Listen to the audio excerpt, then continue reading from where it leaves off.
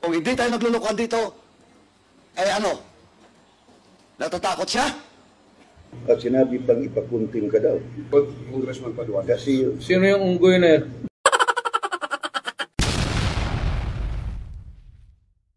Let's go back to, you said, Quadcom. You're saying Quadcom? What about Quadcom?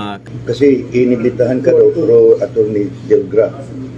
Galit sila? Galit sila kasi hindi ka daw sumipot. Hindi ka daw sumipot. Sinong galit sa akin? Yung nagsabi si Abante at saka yung si Dan Fernandez at saka si Pain ko sila sabihin mo.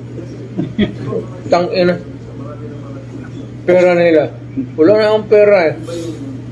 At pamasahe ako doon. I am living on my retirement pay. I never, kayo taga Davao kayo, lakin tayo, kababata tayo dito. Wala akong extra money na sa bangko na lahat sweldo ko yan, pati yung retirement ko. Sila pa ang galit ngayon, buang. At sinabi pang ipakunting ka daw. Sige daw. Si Paduano nagsabi kaniha lang. Sa, Sino? Paduan. Yung Congressman Paduano. Congressman Paduan. Kasi Sino yung unggoy na yan? yung taga saan yan. Kasi yung actor na diyan si Dan Nagpakulong sa lahat Fernandez, ng mga Abante at saka resource Paduano. person. Yan yun, nag-contempt sa lahat. You don't scare me a bit. Galing na ako pagka-presidente, huwag nila akong ganunin. Galing na ako sa Congress. Nag-mayor ako, nag-congressman ako, nag-presidente na ako. Do not give me that shit. Sabihin mo sa kanila. Totoo bang may impartiality na kita mo ngayon, Mayor? Wala man siguro, but alam mo, actually, wala, in fairness to the idiots, wala akong notice na pupunta ako ngayon. Wala na yan. Sabihin mo nga sa hindot na yan. Pero si Attorney Delgra Mayor nagbigay ng parang reply sa summon or sa na binigay. What was his reply? Kasi nalagay sa na si according to Attorney Delgra na yung ginawa mo sa Senado pwede nilang kukunin kung gusto nila na imbitahan Ano na sinabi ko? What is there to say or more to what I have said? Na sinabi ko naman lahat. Ano pa ba ang gusto ng mga gago? May balita, Mayor, na ang ICC prosecutor sa dito na sa ICC? Yes. Ang kilala kong ICC is Immaculate Prosecutor. Inday karon. Ang pagyapon mo Ang gidyon muna. at I want to go back to Trump's victory Okay. and the resulting consequence. You said that would lead to the normalization of the relationship between the United States and China. But part of this would be peace in the region. Among the reason why there is an irritant between China and the US is because of the presence of 9 military bases in the Philippines. So how can now the US and China be at ease with each other when there are 9 military bases here Pointing against China. Nandoon pa yan sa Zambales, nandoon yung mga,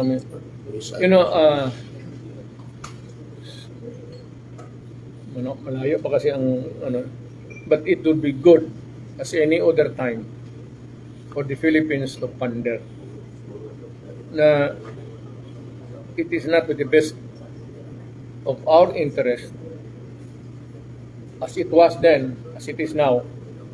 Sabi na noon ng sabi nila mga aktivista, leftist, but they were not. They were just Filipino. Pati ako, why would I host a military base of a foreign country? Lalo na yung Amerika. Na pumunta sila dito 1800. They treated us like a vassal state and subjugated us to the rule for so many years. it's about time that maybe the next president or ito ngayon, if I may suggest, na tanggalin na yung basis. Because actually, wala namang manalo dito. Even how far or how near you are to the shores of China or in the boundaries of America. Pag magkagiraw, wala naman talagang maiwan dito. Pag bitawan niya ang ICBM ng Amerika pati China, well, of course, it would, hindi naman destruction. Latin America is malayo. But it would result in a barren earth. Mayor, Pag nagputok yung nuclear warheads na yan, bombs, it would result in a barren earth. nanalo ang Trump, si Donald Trump because of ayaw niya ng gera. And the previous, the Biden administration is doing that. Halos lahat ng mga bansa gusto niyang susuportahan ng gera, like Ukraine, Israel, and of course in the Philippines right now. Alam mo kasi, so ano mo din, Mayor, kung if ever Trump will the next, parang ma-change ba ang policy in that? alam mo ito si Biden, politiko ito, and maybe really an ideologue of yung political thinking niya. Ito si Trump, negosyante. Gusto niya, kaibigan tayo. Parang incheck to si Trump eh. Tayo, kaibigan lang, walang away para tayo yaman lahat. Anak natin, ligaya, happy-happy lang sila hanggang kamatayan. Eh, itong mga, alam mo kasi ganito. Dumaan man ako pagka-presidente. Pero kailangan niya military, ilagay mo sa pwesto. Diyan ka lang. Military ka, diyan ka lang. Ako ang commander-in-chief mo. If you are not asked, shut up. Ako ang masunod. Ako yung commander-in-chief mo. Because I was elected by the people as president. Na itong mga sa Amerika, kung makinig ka dyan sa mga general na because ang Amerika is really, pag tinitignan mong mabuti, ang Amerika is a militaristic country. Sheer power yan sa kanila eh. Militaristic talaga ang Amerika. Bis kung nasaan, nandoon ang bases nila. What's the point? Eh yung Communist China, ang nilagay lang, pinakalagay lang nila dito, yung consul nila dito sa Davao. Pero hay ka Amerikano, naghahanap talaga ng gulo. Because nasa utak pa nila yung ngayon that they are a superpower. In the sense that they can destroy the world, yes. But if it's a superpower that can promote peace throughout the world, Amerika, puro away lang. China. Ang China na hindi naghingi kasi isang boarding house dito para sa kanilang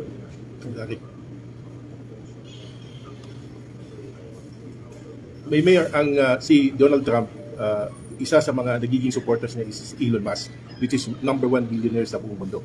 And alam mo ba na si Elon Musk, Mayor, nag-invest na ng Pilipinas? Well, yan nga eh.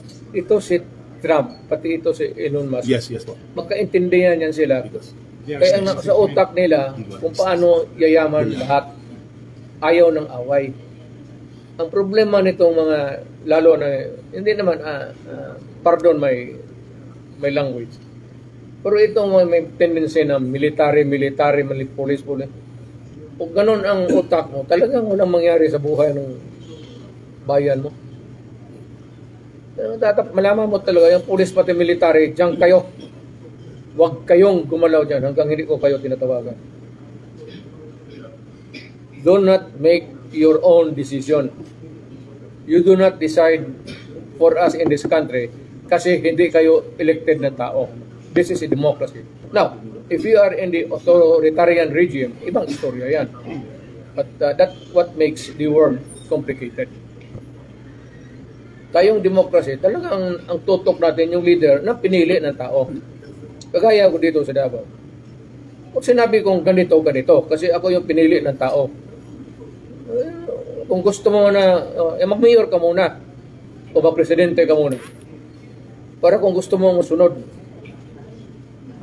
Hindi, wala. Ang pulis, pati military dapat sumunod dyan sa presidente. Itong pulis, pati military naka-assign dito sa syudad, sumunod kayo ng mayor. Kasi yung may authority, kayo, pang-away lang kayo. You are called to maintain peace and order. Police, military, if there is trouble. Who governs? Is the mayor. Why? Because he was elected by the people to govern. Hindi kayo. Huwag mo palakihin yung ulo mo na basta ikaw, baril ka, military ka, shit. Pulis ka, no? Kaya ayaw ko yung dito sa Davao nung na mayor na ako. Talagang istrikto ako dyan sa itong mga pulis na ito. Putang ina. Barilin ko kapag... Speaking of police mayor. Kaya may mga pulis sa tabi, tahimik. May namatay Pero sabi ni Marbil, narinig niyo sabi ni Marbil? Sabi ni Marbil, hindi daw lahat ng nagda-drugs ay adi. He was justifying ng iba naman is good, parang because of economy, para maging productive, kaya gaya ng mga driver. Sabihin mo ito kay Marbil. Ano bang... Para di katulog. Ano bang addict ang gusto niyang sabihin? Addict sa droga? Adik sa lahat. Addict sa babae? Uy, adik sa laki. First time ko lang Actually, totoo. Anyway, correct yan eh. Pero ako, for the life of me, lahat man ang kakaguhan dinaanan ko sa, kilala ninyo ako, maliit pa ako, lumaki ako dito eh. Alam ninyo yan. Pero, yung droga na yan, alam mo kung bakit. Nag-umpisa yan sa college pa kami.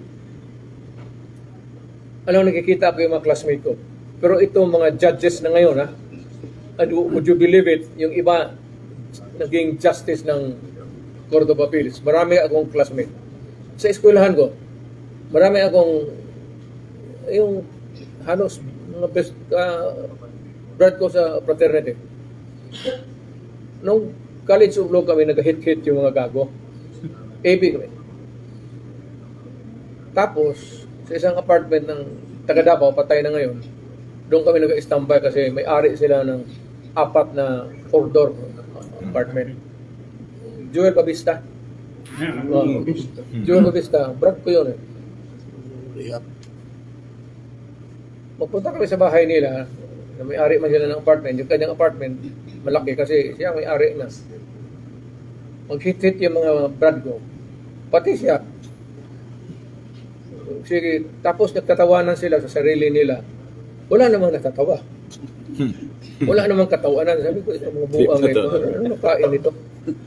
Hindi, sila tawa. Basta sige.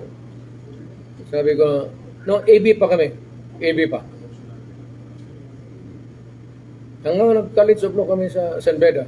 Ganun, sige, hit. Kaya yung grado nila, pumasa kami lahat. Alam mo, 16 lang kaming naiwan eh. We started sa 3 sections. Siguro baka sa katudruga rin ng mga gago. We ended up only 1 section. Mga 16 lang kami sa klase. Abraham kami. O sa bakit, pumasa kami lahat. tatlong pumasok sa top 10. Kaming hindi masyado, ako, sa Ligarda, hindi ako nagdudruga. Diyan sa Ligarda, may bridge diyan. Sentro Escolar, San Beda. Mag-aral kami doon sa library, magtinginan kami. Si Joel, patay na. Yung mga brad ko, ayaw ko ng mga justices na ngayon eh. Magtinginan lang kami, magsalubong yung mata namin. Nagsabi, ano? Akala mo nag-aaway, yung pala punta na tayo doon sa Ligarda. So, nahinto yung putang ino, gago talaga. Mga huwis na yung buang yun. Punta na kami doon sa kanto ng Ligarda, sige na inom. Kaya, pagpasok sa klase, lango na lahat. Nahalata ng professor namin, mga bata yung professor namin sa San Beda, first and second. Mga taga San Beda rin na mga top notch sila. Yung third and fourth year, yun yung mga matatanda. Kaya alam nila na nakainom na kami kasi sila rin siguro mga ulol. Ganoon ang ginawa nila nung una sa amin. Kaya dating sa Castro, pagka yung mag-umpisa 4:30 to 5:30. Yung 5:30 to 6, hanggang ano yun? Yung langaw nagaliwot-ibot na doon sa bunganga. Pero ang sa ka Rodrigo, Mabait lang talaga ang pare. pero ang sa ka Rodrigo, patay mali lang. Oo. Mabait akong Mayor, let's go back to the question of Sir JL, yung kay Trump. Do you think the US President si Trump pupunta ng China or vice versa? And how would you put into the picture now after the election? Maging maganda na ba ang relasyon ng China and you'll be happy with the Chinese president? Maging happy kaya si alam mo sabi ko hindi ideolog si Trump negosyante. Hindi kagaya ng ang pinakadelikado kasi ang retired general tapos maging presidente. Eisenhower, gano'n po. Delikado ang... Hindi ko man sinasabi na huwag tayong mag-elect dito ng... Meron ng mababait na military pero delikado talaga yung...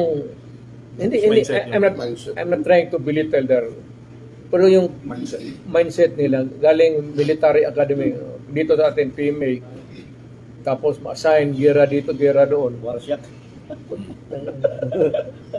Walang masyadong, I don't know, pero sa lahat naman ng mga ex-military naging mga leaders natin, pero maswerte tayo. Because the greatest influence kasi ng tao dito sa atin, alam mo ano? Yung una, yung Diyos, pati edukasyon.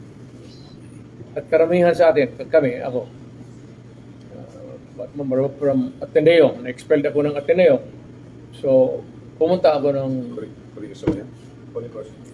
UM muna kasi yan ang pinakamalapit. In-expel pa rin ako ng principal. Kaya hinatid. Napunta ako ng Digos, doon ako sa Holy Cross of Digos, Brothers of the Sacred Heart. Pero paski yung molding of character, malaki ang influensya ng reliyon. Sa atin talaga, may mga tayo. Kasi kami mga leader, gusto namin ng patayan, but there is always a boundary. Okay. There is always a boundary what is moral o immoral or right or wrong. Kagaya ako, stricto ako, sabihin mo patayan. Marami talaga ako pinatay na kriminal. Pero hanggang dyan lang. Pero sabihin mo nagpatay ako ng kriminal na babae, hindi ko kaya. Patay ako ng teenager na kriminal, hindi ko kaya. So, pinapatay ko. Yung matatanda, alam mo bakit? Naawa na ako sa kanila, sungkol na rin. Gusto ko tiwasan na lang para to end their life of misery. Mayor, ano ang aabangan ng mga taga-Davao sa muling pagbalik ni Rodi Duterte? Ang pagbabalik. Wala na ako. Count me out. I am retired. As mayor, ang pagbabalik, ano ang aabangan? Hindi na ako babalik. Wala na akong balikan. Bigay ko na sa next generation. Kanila ng panahon to nila Pulong, nila Inday. Hindi na ako makialam sa panahon na ito. Hindi ko na panahon. It's no longer my time. Sabi nga doon, there is always a time, Ecclesiastes 3, a time for everything. Mayor, but you are running A right now. time to be young and a time to be old, a time to be active and a time to retire. I am retired. I am just waiting for my kamatayan ko. Ayos, away. Para gusto ko, itabi na lang ako doon sa nanay, pati tatay ko dyan sa cemetery kasi mainggit ako sa kanila. Paghinga na sila eh. Hindi pa, because you're not from here. Hindi na, wala na. Ayaw na. Whatever the political fortunes of my children, kanilang Ibig sabihin, tumakbo ka man ngayon na mayor. ayaw ko na. Kasi, huwag mo akong pilitin. Pag naubos na patay ko yung mga hold-upper, kayo na mga naman ang hanapin ko. May magiging masaya dyan sa Mayor, sa pahayag mo ngayon. Oh, na ayaw mo na. Ayaw ko na talaga. Whoever, alam mo, leave it to God. Hindi kailangan Duterte ang mayor. It could not be that way. Kasi ang buhay paragpalan.